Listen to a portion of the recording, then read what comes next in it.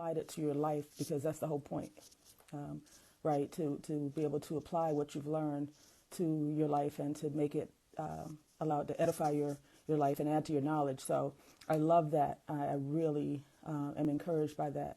And because you guys have brought up so many good stories and noticed so many great things while I've been taking this break, I wanted to dedicate this show to answering some of the questions that you've asked in the comments to those posts and explaining some of the legal analysis so that we can understand more deeply how the different areas of the law that I've taught you about, how they actually work in real life in these cases, and why you're seeing some of these decisions or lawsuits or outcomes that maybe don't make sense from a common sense standpoint, and to explain what they really mean from a legal standpoint, so that we can look at things, more critically. So what I'm doing right now, which is why I'm looking out of the corner of my eye, is I'm pulling up the page so that we can kind of comb back through. And I see that it says there are comments, but I don't see those, but they'll eventually pop up. So if I don't mention your comment, I'm not ignoring you. I'll go back at the end and deal with those, because Facebook can only do so many things at one time. Okay. Okay, I see the comments. I know, Althea, I had to leave the Inner Circle portal myself. I was quite enjoying that, but I wanted to do this. And if enough of you want to finish that, we can start later, because I was also watching that. We have 9 people here, and at least 2 of you left that same live to come over here, which I appreciate. So either you can watch that and watch the replay of this, or you can watch the replay of this, or you can watch this and watch the replay of that. Totally up to you guys. You can watch this and watch the replay of that. Totally up to you guys. All right. So one of the things that we talked about that was discussed, I think, on one of my lives, and then it came back up in the group, is the Taco Tuesday, Taco John versus Taco Bell issue. And just to recap, Taco John is a taco company that trademarked Taco Tuesday, TWO, Tuesday, in the 80s, before it was, commonly used. And during the COVID years, LeBron James started kind of just on his social media doing this Taco Tuesday, and it kind of picked up in pop culture. Well, now Taco Bell is claiming that Taco John allowed that trademarked phrase to become common enough that it should not belong to them, but it should be common. And they went as far as to do a commercial with LeBron James during the Western Conference semifinals, where he, basically says, "Come on, you can't say you can't say bleep," and they would bleep out Taco Tuesday. And he was kind of making the same point that they're making in their argument. Tacos belong to everybody, and Tuesday belongs to everybody. How can you not say Taco Tuesday? And they would bleep it out. But at the end, he actually says Taco Tuesday. Now, and it's in a commercial. So the question may be, A, if they've trademarked that, Taco John, and that trademark is valid, how can they do a commercial using LeBron James, of all people, one of the most popular pitchmen out right now, and have him say Taco Tuesday? And my analysis of that is that they're calling Taco John to the mat. They're saying, we're going to infringe on your copyright. Let's see what you do. If you don't do anything, you're making our argument. If you do something, we get a chance to bring our argument before the court. So they're basically, we have a phrase in vernacular that describes what I'm not saying, but they're having a blank swinging contest to see whose is big enough. Right. So, we'll have to wait and see who has enough money and lawyers and teeth to be able to win that argument. But I feel like the reason they did that commercial and had LeBron to say their copywritten phrase in a commercial, which is specifically what violates the trademark, is just to see if they let it slide, or if they get enough money together and fight it and shut them down with it. And if they do not, then that makes their point. That is the point that Taco Bell is making, is that it's become common. Everybody's saying it. LeBron is more well known for saying it than Taco John is. I don't even know where Taco John is. We had somebody on a previous live say that they have a Taco John, so they know where that is. But, using LeBron James saying that is exactly their argument. And it's a unique situation where a company is using a commercial to litigate their case. And that's exactly what they're doing. And somebody said, why would LeBron do this? Well, because he's under contract with Taco Bell to do commercials, first of all, and they've paid him money to do commercials. So I'm sure they'll indemnify him for any losses he may have. I'm sure his lawyers have in the document for him to do this commercial that they'll indemnify him for any damages he may suffer, because if Taco John sues Taco Bell, they're going to sue LeBron James too. The other question that may come up is why didn't Taco John ever sue LeBron in the first place for saying this on his Instagram? It's because the use of the phrase on an Instagram, he's not selling tacos, he's just at home making tacos. He's not doing it in a commercial setting. And that's where it hinges, is once it gets into a commercial setting, then there's a problem that could be actionable. Taco John, however, hasn't done anything about it anywhere. So, they're kind of making Taco Bell's point. And it'll be, really interesting to see who's is bigger when it all shakes out at the end of the day, because Taco Bell and LeBron probably have more money and more lawyers than Taco John, certainly when it comes to marketing. Taco John, maybe somebody's seen Taco John commercials.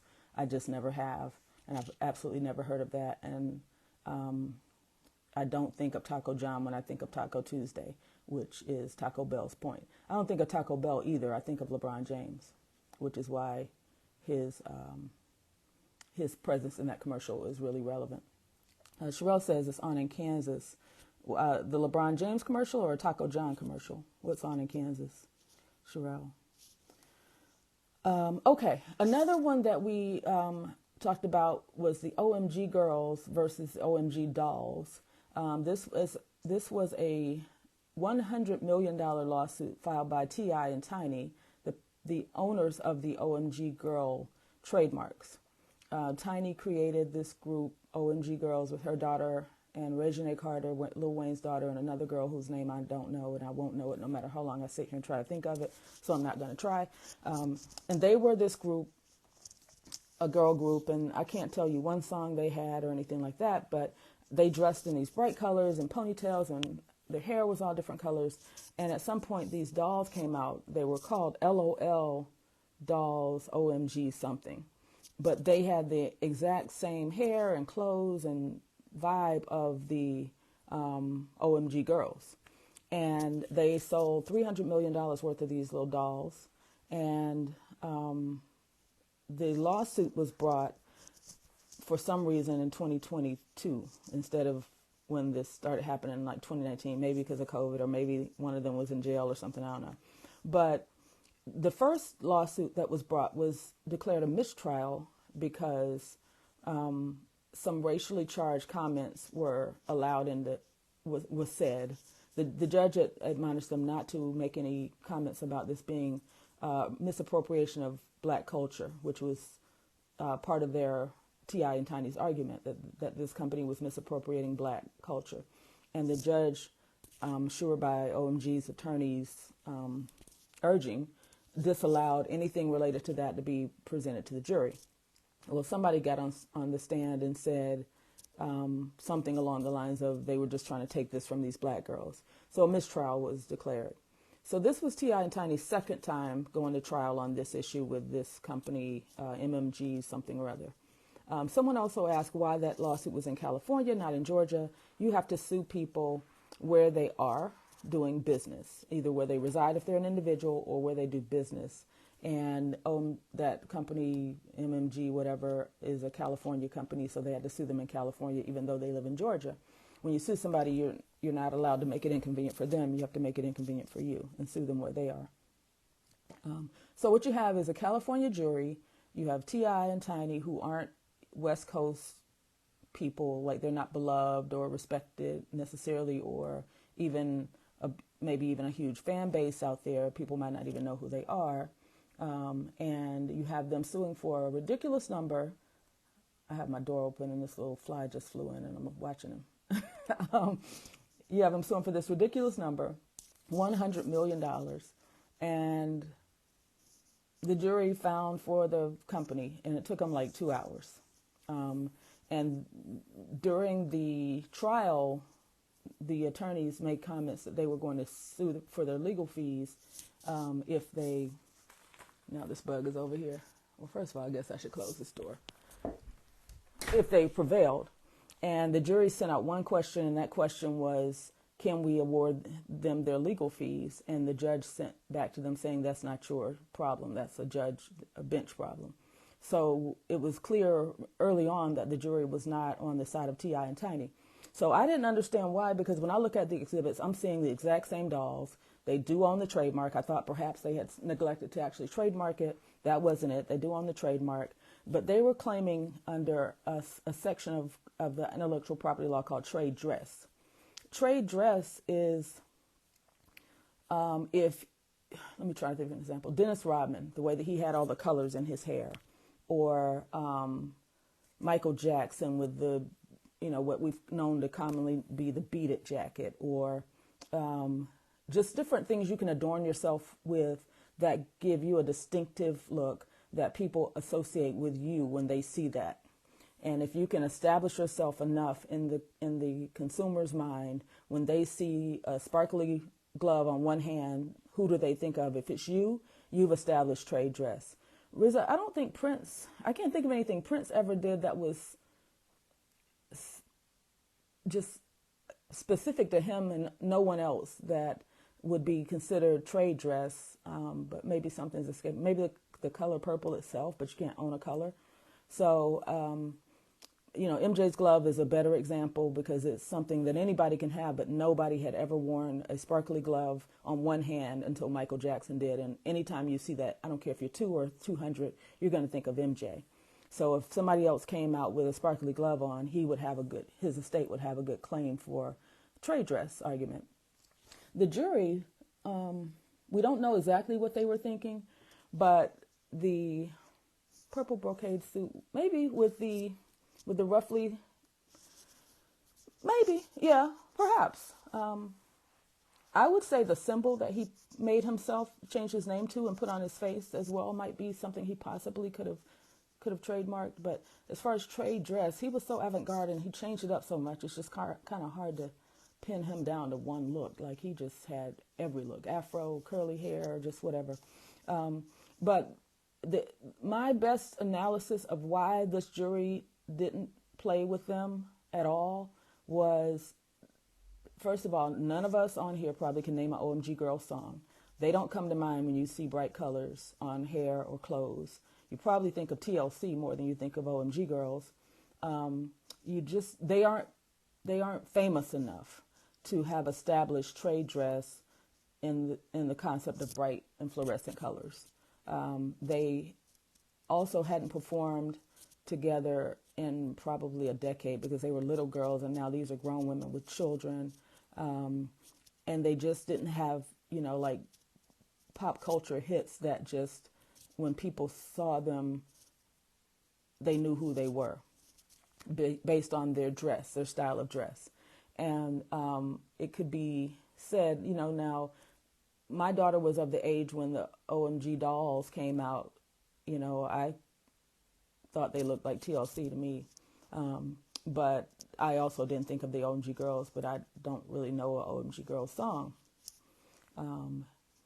Sorry, I don't know if anybody else does. And so, that would be the only way I can think the jury went in saying that they weren't famous enough to have established trade dress. They probably hadn't. I didn't see where they had filed a trade dress application and been awarded the exclusivity to bright colors and colorful hair. I don't even know if you can actually get that. It's so vague. And I think those two things would be the reason the jury didn't even consider. It doesn't seem like their argument. I also think the amount they asked for was ridiculous. Juries are human, and they're like $100 million really over some dolls. You're already rich. Like, stop wasting our time. And they also, like I said, in California, just don't really carry any weight. The jury just wasn't, T.I. and Tiny fans. They don't watch Love and Hip Hop or the T.I. and Tiny Family Hustle. They don't know, any of T.I.'s songs like we do here in Georgia. So they just didn't care, is what I think. You guys are asking some good questions. Can a trade dress be filed after you have a trademark? Absolutely. Two totally different things. Why did they go so high? I do not know. I think that was a horrible idea. Like, sometimes when celebrities sue for like defamation and stuff, they sue for $1 because what they're trying to say is the point is not I'm trying to get money from you. The point is I'm trying to teach you a lesson. So, when like Gwyneth Paltrow and people like that sue the Inquirer, they'll sue for $1 in their attorney's fees because they just want to shut people down from disparaging them, not actually get rich off of them. They said it was due to how much the company had made, which was crazy. Yes, and the company had grossed $300 million across all of their products. I just don't know that a third of their. It would make more sense to ask for $300 million than to ask for a third of that, because if you're saying they appropriated your brand, you want to ask for everything they made. The other thing that was a hole in the bucket, I think, is that Tiny said that someone approached her at a party to negotiate a license because, we talked about once you have a trademark, you can license out your trademark or your trade dress. It's kind of hard to license out, but you can license out your intellectual property. And she said that someone approached them about licensing it, and then they never got back to her. And that same person, and T.I. and Tiny's attorney put on the stand put in the evidence that person had the OMG Girls on their vision board or their storyboard as well. And so that they would have been aware of the OMG Girls and that they were inspired by the OMG Girls. And the jury apparently didn't buy that either. She didn't have anything in writing. There were no emails, no. One thing I do, if anytime we start talking about something, and Nicole is on here, she partners with me on a couple of my clients, and anytime we're talking about something, we can do a Zoom all day, but there's going to need to be some emails flying back and forth. There's going to need to be a paper trail for what we're discussing. If we're going to have a written agreement, I'm not as much of a stickler about it. We can talk on Zoom, and we can meet in person, and we can go have drinks, whatever. But at some point, we have to write something down. Even in the email setting up the Zoom, I always like to, say, hey, we're going to come on and discuss having my client, yada, yada, yada, appear at the da-da-da-da-da on so-and-so and so. Because if the conversation doesn't happen, you have that's what you were intending to engage on. And if they end up doing something along the lines of what you talked about prior to you talking about it, getting down into the weeds on it, you still have your paper trail. And you could do it really naturally. People don't even notice that you're doing it. You're just kind of, per our conversation, most of the time, those emails are paper trails. We all know what we just talked about, but the email needs to come too. So that's something you should try to do if you're negotiating, even with clients, like customers and clients, if they have inboxed you asking for something, or, if you sell on Facebook, if they are in the comments like, oh, I like this, get in the inbox and say, hey, you're interested in my so-and-so and so, this is how much it is. Because if they turn around and show up with it 2 weeks from now, you knew that this was mine. We had a message about it. So that's another way to protect your stuff, is to just create a paper trail early. And she didn't do that. She said it was a conversation. She couldn't remember when, where, who. There was nothing written. And the lady just got on the stand and said, no, we didn't. And so the jury just had to decide who they believed, and they did not believe Tiny. Again, California jury, they got stuff to do. They don't want to hear this. $100 million. These people are already rich. All they probably know about T.I. and Tiny is that he went to jail for something a while ago. So, those are, I don't know for sure. The juries may be out writing books or something. I don't think enough people care about the OMG Girls to make this like a blockbuster jury book that could come out. But That's part of the problem, I'm pretty sure, is that they just weren't well established enough to identify a trade dress. They probably can't own OMG, that I didn't look at that. I should have for you guys. But if they do own OMG girls, which they do, they probably had to disclaim the OMG phrase. Or it could be something as small as the periods being in there or not being in there. So yeah, they were not, the jury was not feeling them at all, even though the dolls did resemble them. The dolls looked just like them. Like one of the girls had pink hair on one side and black hair on the other side. And the doll had pink, and the girl did, the girl and doll both had the pink hair and black hair. But again, we don't even know these girls' names. They just don't have the juice to establish, the trade dress like Michael and the Glove would be. And even still, there were all kind of impersonators running around with these gloves, and you can buy them for Halloween costumes and all that. Michael Jackson wasn't running around suing these people for $100 million because it's just kind of a throwaway thing. But if somebody, sold enough gloves, I suppose, they would worry about that. But that's just not something that people really do, like trade dress. You dress like me. Now, the way that they probably could have won is name, image, and likeness. And they did have a misappropriation of likeness claim. And again, I guess the jury just said, yeah, we don't know who you are to even know you were being violated. Sorry. But I really think the problem was the amount of money they asked for. It just sounded ridiculous to the jury, and the lawyers were probably much better for the company.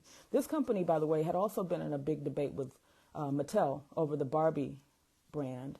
Mattel sued them as well, saying that some of their dolls infringed on the Barbie likeness. I think the same company does Bratz dolls, if I'm not mistaken. But they have this dog with one of their dolls, and but Mattel basically they ended up settling, I believe, but Mattel came after them saying that they had infringed on their dog, and that dog, I guess, came off the market. I'm wondering if they did the suit too late. OMG girls were out a long time ago. Yeah, that's part of my thought process, is that they were out like 2007 or 8 when my kids were little, and so they've waited so long. But the dolls didn't come out until like 2019, so it's not like they sat on it forever. But they definitely were out of the frame of mind of people at the point that they were sitting there on a jury with better things to do and nice weather outside, listening to these people ask for $100 million. Can they come back and sue? T.I. and Tiny, no. They're a stop. Once you sue and lose, you're done. But they did get a second chance because they got that mistrial and they got to start over, and they still lost. So, they just... I applaud them, though. I'm not knocking them. I applaud them for standing up for themselves. I applaud them for just not letting someone, if they felt like their look and vibe was being misappropriated by a major company, and you have the money to fight, I applaud them for doing that, because that'll help the next people. Maybe the next company will think about it before they just take somebody's vibe and run with it, because it does happen far too often. We hear of a little known designer has done something, and then some major company just comes along and steals it. Kardashians, anyone. So, it would be, and they do it because they can get away with it. But, perhaps T.I. and Tiny, by making this stand, have, at least put people on notice that some people do have the money to at least embarrass you. And, so I applaud them. I'm not knocking them. I'm just trying to analyze why I think they got themselves a big fat $100 million no on this. All right, let's see what the other things were. Garcelle Beauvais got sued by a paparazzi for posting a picture of herself. A paparazzi took a picture of her. She posted the picture. He he filed a copyright, I don't know, on his picture, and she posted it, and he's suing her, saying she's violated the copyright laws, and he's right. He's right.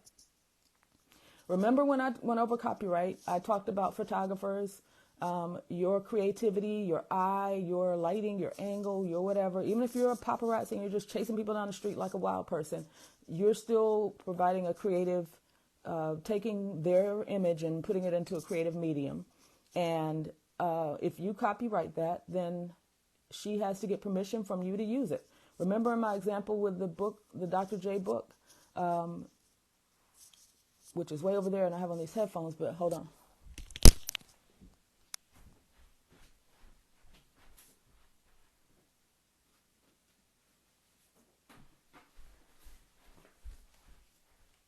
Okay, I'm back. Did y'all see my Adidas sweatpants? Business up top, party on the bottom.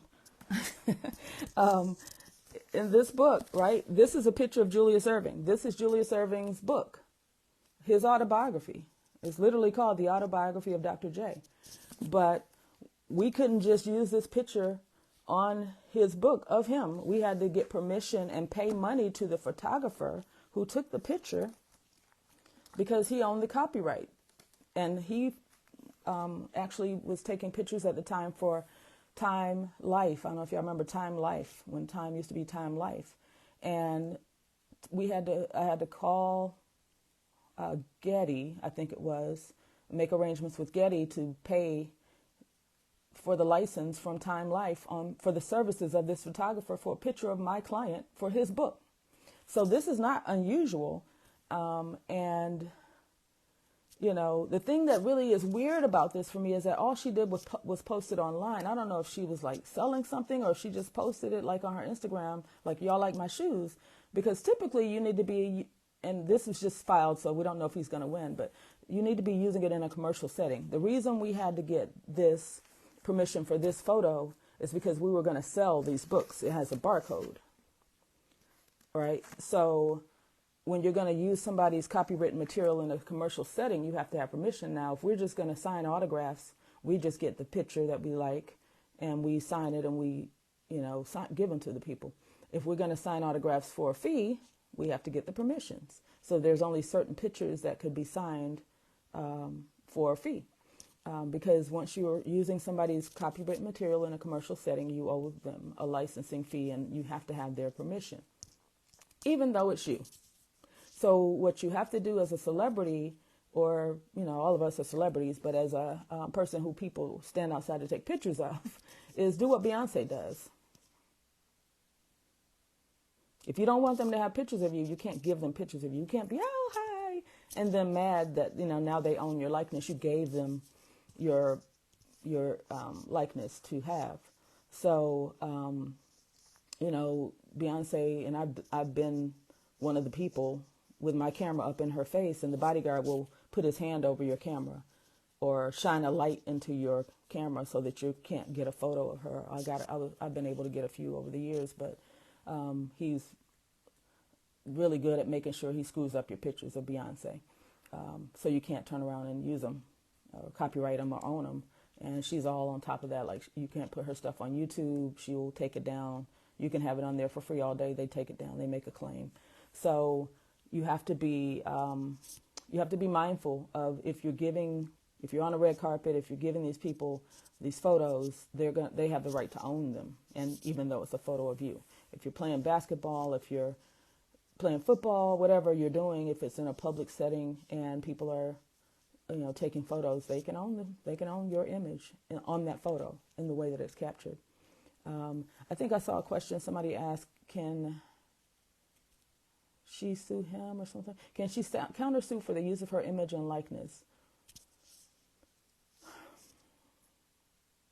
If he were to license it to Wheaties, right, and Wheaties puts it on a box, yes, she could sue him for that because she has not given him the ownership of her name, image, and likeness as a whole. But that photograph as a photograph, he can have it. He just can't commercially use it other than, under the table deals to TMZ, which is why you never really know what they pay people, if they pay people. These people do that to take, to go to TMZ and sell the pictures, but they can't go out and start having you look like you're endorsing things and using your images in that way. So yes, if he uses it out of certain bounds, if he tries to license her image, she can sue him. But if he's just protecting his photograph from other people printing it, usually the reason that these photographers do this, I always see both sides of the coin because that's how I'm trained. My mind is trained. He would file this trademark or this copyright so that blogs can't just pick it up without crediting him, right? Because we all know that these photos get out on social media and people just take your photos and do whatever. So a photographer would copyright a photograph so that, 15 blogs can't just take it and use it without proper credit. That's the reason he would do that. And the thing that I just still don't get is with him being on social, with her just being on social with it,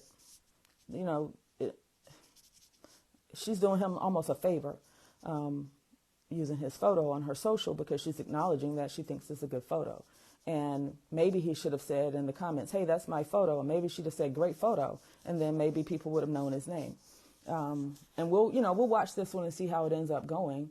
But he just decided to sue her, which is just kind of shitty. We're all adults, right? It's really shitty for him to do that. Okay, let me go back. You guys were asking some good questions. All right, let's see. I answered that. Can she countersue? Juanita said she thought it was crazy for paparazzi to have copyright protection. Anybody that creates anything creative can copyright or trademark or protect it. Then what they do from there is up to them. There's Colleen's notes. Thank you, Colleen. What if someone famous signed an autograph picture, then customer who got the autograph sold it? That happens all the time. With Dr. J, one of the things I would spend a lot of my time doing was tracking autographed items and game-worn items that he had given to someone and then watching them sell them for thousands of dollars. Unless it's stolen, and we did, let me hush. But unless it's stolen, there's nothing you can do but just be pissed. You have to kind of have discernment. We would be at, let's say, an airport, right? You flew into West Boom. I don't know why I'm cursing so much now. You flew into West wherever, and nobody should have known you were coming, but the airlines will sell the manifest to let people know, like flying into LAX, always they're in with the airlines and they know who's flying, and they'll meet you at baggage claim. You get off the plane, you might have just flown from China or somewhere, you're exhausted, you look like crap, and then they're right there in your face. Hey, doc, what about something that happened last night that you don't even know about because you just flew from China? What? And after they get out of your face, and there's always a kid that just happens to be at the airport with a basketball on a Tuesday at 4. And the kid's like, I'm your biggest fan. Can I have your autograph? And we would always be like, get out of here, kid. That would be like part of my job, to be the bad cop. Get out of here, kid, scram. Because that kid doesn't know who this is, doesn't care, needs to be in school. The kid has been paid $10 by the eBay salesperson who's outside in the car to go in and get this autograph so he can flip this basketball for $450.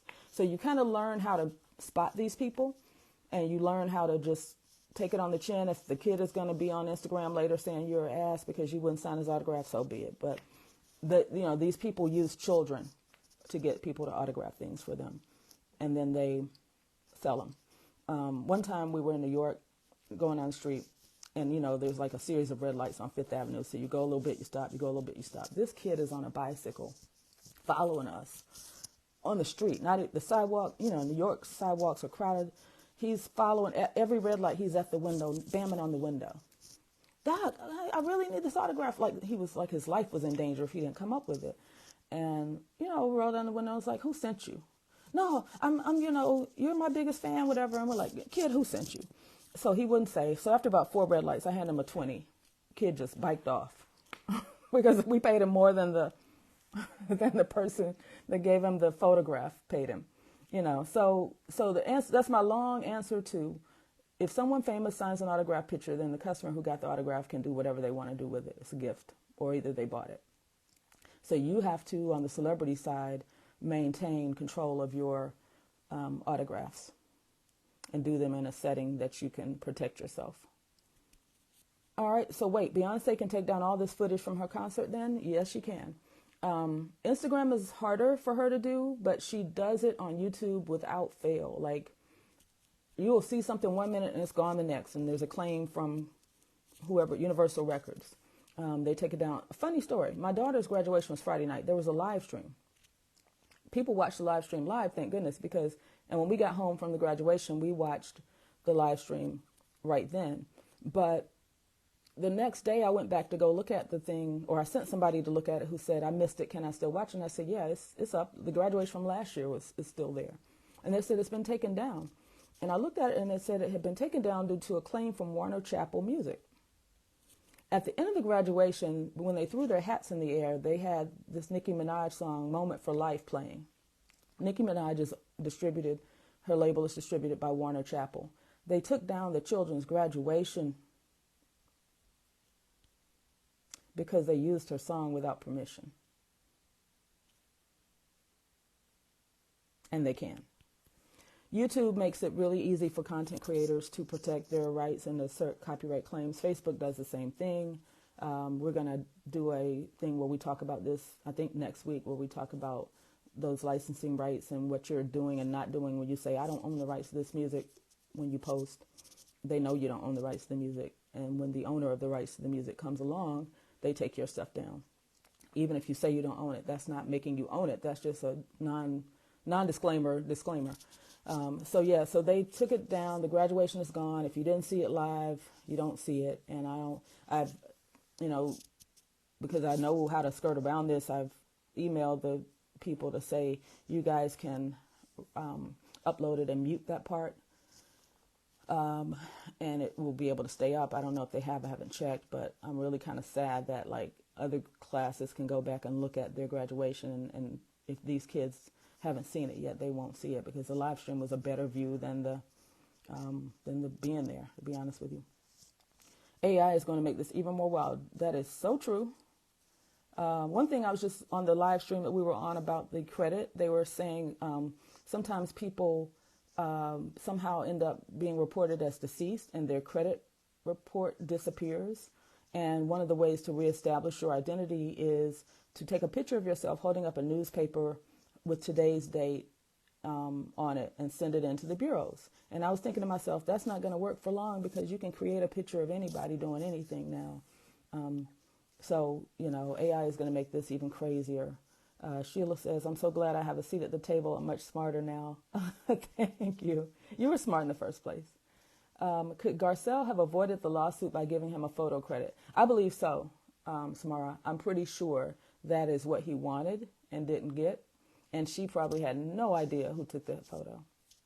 And I really hope that he loses, but he does have a case. He does have a case. Is he well known? I don't even know who he is. I don't even know if the article said his name. Let's see. See, he's not accomplishing anything. It just says photographer claims. So they don't even use his name in the article. Sounds like he'll only be a TMZ affiliate. Yep. They are so aggressive because TMZ pays a lot of money. Children definitely create soft spots. That's right. Colleen says, I'm going to be careful and not sign too much. That's right, Colleen. Don't give away your autograph, honey. Man, let me go get a LeBron jersey signed, LOL. All right. Whoa, that's messed up. And so you also notice that, people used to just take off their jerseys and shoes and give them to kids in the stands. They don't do that anymore because it's big business. You're trying to just make a kid's day, and the kid is going to, why didn't they just let them cut the end? They weren't thinking that anybody was going to care, to be honest with you. They don't probably even know, and that's why I reached out after to kind of help them. Yep, they will take it down and mute your video. So these autographs still sell with no proof of authenticity. Yes, because you can verify authenticity on the back end. So I have a lot of autograph stuff, like a museum, some people may say. Some people that are watching this live have called my house a museum. They know who they are.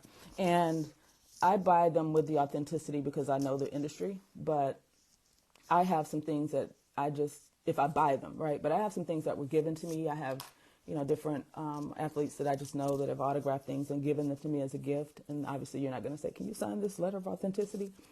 Typically what I'll do is I'll snap a picture while they're signing it. I have no intent on selling my stuff, so I'm not really that worried about it. But maybe one day my children or grandchildren will want to. So I'll either snap a picture while they're signing it, or if you haven't done any of that, you can go to the companies that do the authentication, and they will compare. They can do a comparison and verify that the signature does appear to be real. They'll ask you some questions like, where did you obtain it? They'll get a chain of custody, and they'll determine if they believe it was accurately autographed by that person, and they'll give you a certificate after the effect. Riza said, the kids were having so much fun. It was nice. I know.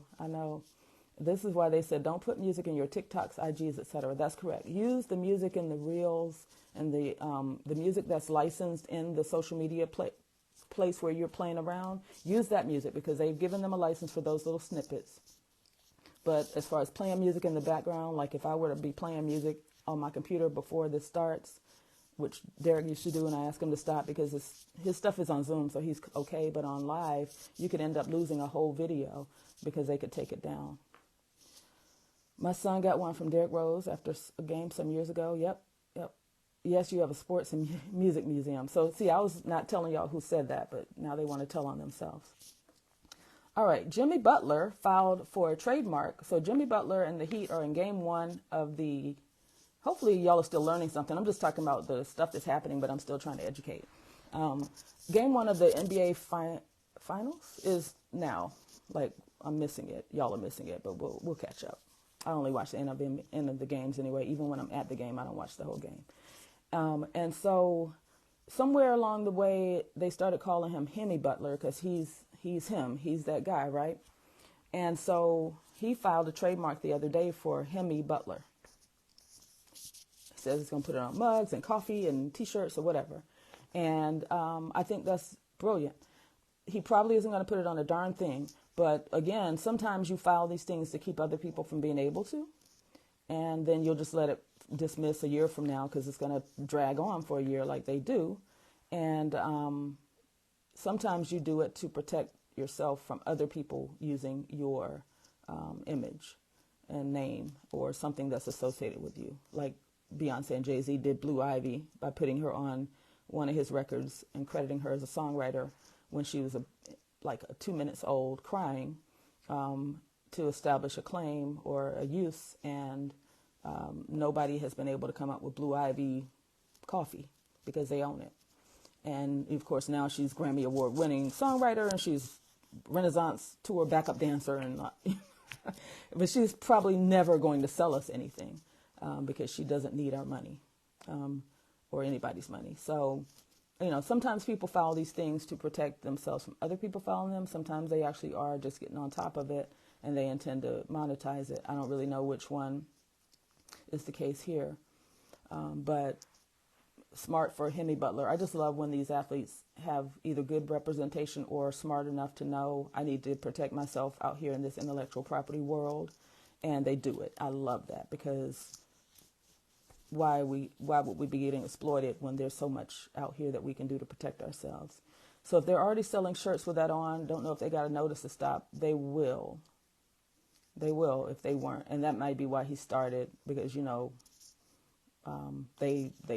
the bootleggers don't go through those processes, right? They print them and they sell them. And they aren't going to sell them probably past that night, so they don't really care. All right, so then we have the Washington Commanders. Brett posted this in the group. They filed a application for Washington Commanders. They used to be the Washington Redskins. People got pissed off about that, so then they changed it to Washington Commanders. No, then they were the Washington football team or something basic like that. And then they changed it to Washington Commanders. Well, and the owner of the Washington Commanders is a company called Pro Football Inc. On May 18th, 2023, they received a non-final office action saying that it was refused due to a likelihood of confusion, potential refusal, prior filed applications, and a requirement disclaimer. The requirement disclaimer is not really anything. They can fix that. That just means they want them to disclaim the word Washington because it belongs to the United States of America and people's last names. You can't own outright the word Washington. The potential refusal, prior filed applications, somebody else already has apparently filed the trademark Washington Commanders, which is also the reason for the refusal, which is really hard to overcome. likelihood of confusion. Remember when I was teaching about trademarks, I said that the main purpose is so that you can't be operating Susie's Turkey Hut and then somebody's down the street with the same thing, right? So that consumers are confused about who is Susie when they're trying to buy a turkey from the hut. Same thing here. If there's a Washington Commanders and it's a sporting team, allegedly they won't know which team they're buying tickets to if they go on Ticketmaster, and they might fool around, buy the wrong one, or go to the wrong stadium. And so the confusion for the consumer is the issue that the trademark office will have. Now, why these people with all this money didn't say, hey, why don't we do a search for Washington Commanders before we put this on jerseys and the stadium and sell widgets with it on it, is beyond me. Beyond me. That makes no sense. So you guys are more educated than the owners of the Washington Commanders, because you know before you start your company, you just go in and you do a search. You know how to go in and do a search and make sure that what you're going to operate your company under isn't somebody else's name. Remember our first class, I think we talked about go in and search for your name before you do your logo, before you start operating, so that you're not going down the road building brand equity in somebody else's brand. And the Washington Commanders. So Juanita said they did a poll to ask fans to choose their name. It was over from there. So fans chose the Washington Commanders. And still no lawyer said, yo, let's see if that's a good idea or not. Yeah. So lucky for them, nobody cares. Oh, I can't say that. But the name hasn't really stuck. It wasn't super catchy. They changed the colors and everything, and it's really hard to rebrand something that's so ingrained. Like when people get familiar with a brand that's been around as long as the Washington Redskins have been around, it's just really hard to rebrand that, and they just haven't done a good job, and now they're stuck like Chuck anyway. They very well may work out something with the original Washington Commanders. That's probably what I think will happen. But whoever they are, I'm sure they will pay. I'm sure they will take money to go away. Like I said, there were 3 Dr. J's with, different trademarks, and I got rid of them with money. You can buy people. I mean, that's not a bad thing. Sometimes people buy trademarks to sell them, So somebody might have just moved faster than these fools, because it looks like they just filed it last year. If it's coming up now on a non-final, they probably filed, if it came up in May, then the ones that are coming up now for me that I filed were filed in July of last year. So I'm going to assume they filed this like June or July of last year. And I don't know when they started wearing those uniforms, but it's all bad. And maybe this is God trying to tell them they need to try harder. 2 more topics. Along the football lines, the New Orleans Saints, who, I'm in Atlanta. I'm no longer an Atlanta Falcons fan. I'm a recovered Atlanta Falcons fan. I've gone to therapy and I'm healed, but I still don't like the Saints. The New Orleans Saints and the Fleur-de-Lis, right? They have attempted to trademark that, and the Tampa Bay Buccaneers, who none of us ever noticed that they actually had that as part of their logo, because when you think of that Fleur-de-Lis, I hope I'm saying it right. Somebody that speaks French better than me, please say something. Oh, come on, Samara. You can't love the Saints and be my friend. Now we got to figure this out. But, well, you'll know. Am I saying Fleur-de-Lis correctly? When you think of that, you think of New Orleans. You don't think of Tampa Bay, Florida, right? But Tampa Bay has trademarked that in some form or fashion. And they entered into the, They entered into the application of the Saints to say, no, we object. Now, again, just like the Washington Commander Redskins, why, New Orleans Saints, have you never already filed that? Why is it in our year of our Lord 2023, you're just now filing this? I don't know if the NFL lawyers are drunk. I don't know what's wrong, but that should have been filed a long time ago. And I don't even feel sorry for them if they are, they're the Saints, so I don't feel sorry for them. But B, if they're just now filing this and they somehow allowed the Bucs to get that without running in, then I don't really know what to tell them. You shouldn't be able to trademark the Fleur-de-Lis. I'm going to actually look it up and figure out what is it that the Bucks have, because I don't understand what that has to do with the Buccaneers. I don't think of that at all with them. But you're right, that's old as New Orleans probably. So that's just a little throwaway topic, and I will figure out, if I can, what that is about. But the other topic that we wanted to talk about, first of all, is to say rest in peace to Tina Turner. She was 83, and I thought I knew her story. I did go back and watch her documentary that she did, Tina. I read her book a long time ago, Tina, but I guess I was skimming, because with the documentary I realized some things I didn't realize before, is that when she really kind of blew up as Tina Turner, and What's Love Got to Do with It, she was 40 something. And I took so much from that, because so many of us are in our 40s and 50s and starting new businesses and are starting over.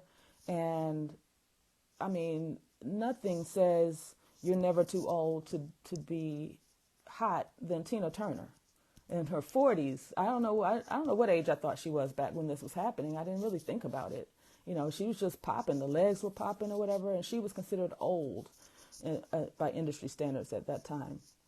So I learned that, and I respect her already, but I respected her so much more when I realized that not only was she coming out of that terrible relationship and reinventing herself, but she was doing it at an age that the music industry was telling her she was too old to do it at, and she was doing all this while she was black, which we all know is a whole nother layer. So I just wanted to give her that respect. And if you haven't seen that documentary, it's worth your time. It's her sitting down, telling her story with recreations. Yes, her legs were insured by Lloyd's of London. Very smart.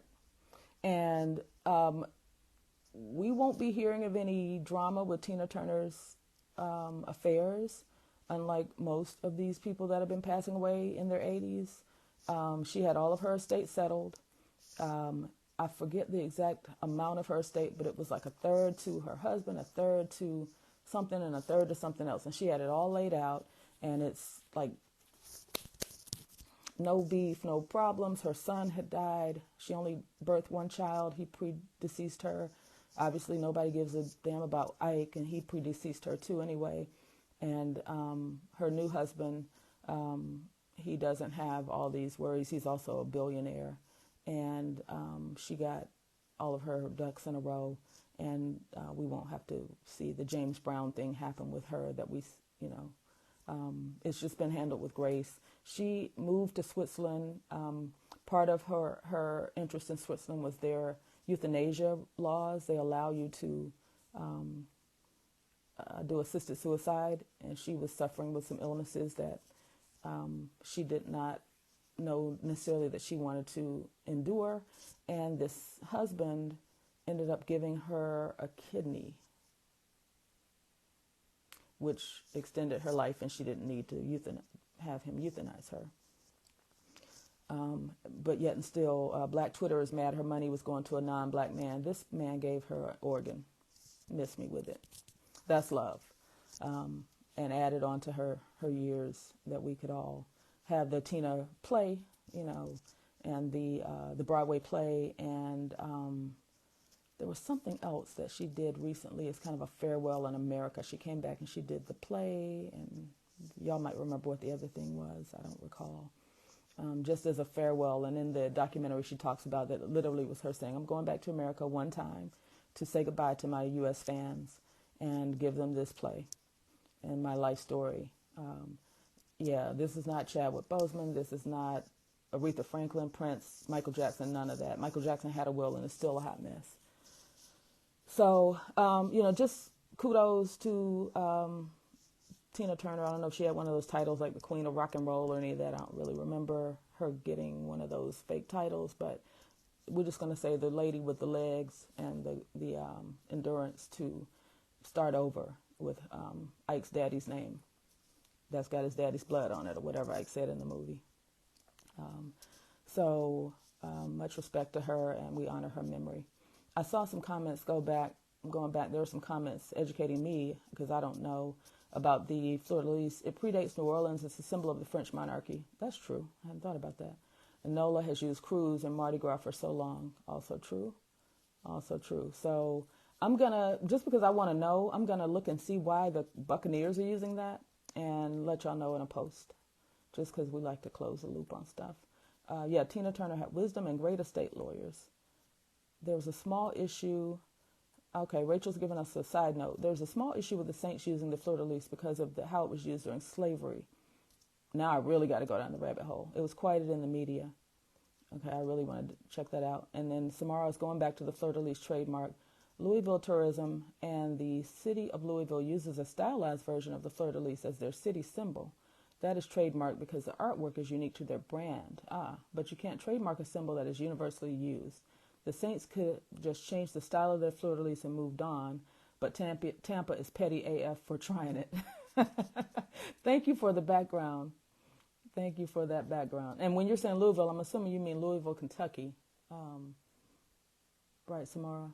And for those of you who don't know, Samara Davis is the founder of the Black Bourbon Society. You should look it up. You should join it if you're interested in learning about bourbon. She is the queen mother of bourbon in the Black community and will greatly enhance your life and your knowledge. I started drinking bourbon because of Samara. I think we should say thank you. I'm not sure if we should say thank you for that, but thank you for that, Samara. All right. There's Derek Harper. What up, Derek? Black Bourbon Society Facebook group is where you start. That's the entry point, and then it's so much more. It's a community. It's a family. She has a Bourbon Boulay, which is the largest gathering of African American bourbon enthusiasts in the country. Samara, correct me if I'm wrong. Maybe the world. I would think the world. She's my soror. She's my friend. I honor her, and I thank her for doing this research so that I'm not misspeaking about the fleur-de-lis as well. And the society just celebrated its anniversary, if I'm not mistaken, as well. 7 years, I believe, like yesterday. The guy that does the Bourbon Fest in New Orleans told me about it. Yeah, she's like, there are probably people asking for her autograph. I mean, I have her autograph on a bottle that she picked and selected. So, she's in my autograph collection, just saying. Do we have a Black person crafted bourbon? Oh, do we? Yes, that's a story for a whole nother day. But yes, we have Uncle Nearest, we have the Bow Brothers, we have, trying to think of the name of some more that are crafted, not just like a Black person is marketing them. Help me out, Samara. I'm just putting you to work tonight. Do we have any more Black owned and crafted bourbons besides Uncle Nearest and the Bow Brothers? I can't think of one. But the purpose of the Black Bourbon Society is not that the Black people own the bourbon companies. It's to help non-Black owned bourbon companies, which is basically all of the bourbon companies except one or two, to acknowledge. Uncle Nearest is Tennessee whiskey. Yes, it is. There's a difference between Tennessee whiskey and bourbon, but it's a conversation for another day. To allow people for brands to acknowledge and recognize the influence and spending power of African Americans in the bourbon industry, which is commonly not regarded African Americans as the typical consumer of bourbon. More so, we were over in the cognac world and whatever Crown Royal is, right? So she has helped broaden not only the palates of African American people, but the awareness of brands that African American people are major consumers. All right, so we're down the bourbon rabbit hole, and I love bourbon and I love Samara, so let's do it. All right, she said, thank you for the shout out. I love Louisville and my people are out of New Orleans. It's my thing. And the French overall suck, but thanks to their greed, we got the Louisiana Purchase for cheap. Tina Turner was considered the queen of rock and roll. Very good. I got that right. Sherelle says, I saw a TikTok of Black-owned liquors that I've never heard of except Uncle Nearest. There are so many. Look, here's Samara giving us a list of them.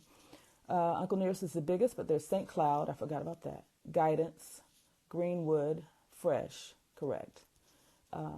Thank you.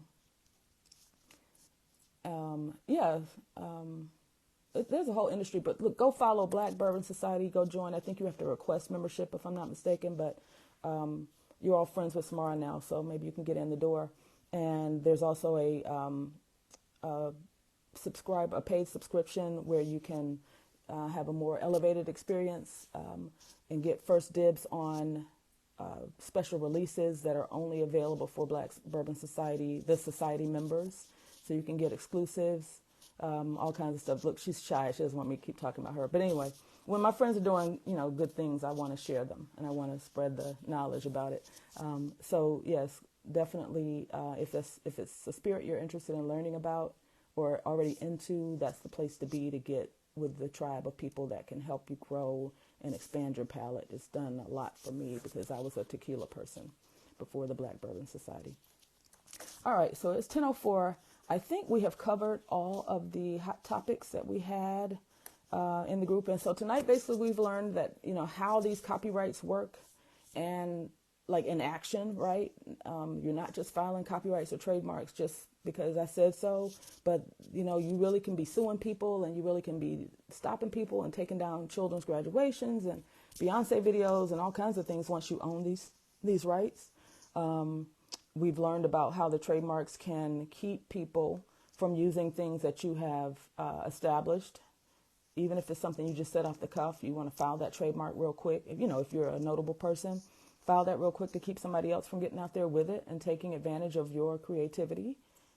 Even if you don't plan to sell, well, I can't say that because you're supposed to sell, commercially use the product or whatever it is you're claiming in a commercial setting, but you do have a year at this point before you have to prove that you're doing that.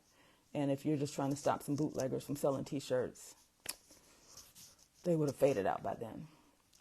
Thank you. These help to further explain what you teach. No story is the same. Yeah, I mean, look, if I don't have anything, I have stories and wise tales, and there's so much stuff I can't tell y'all.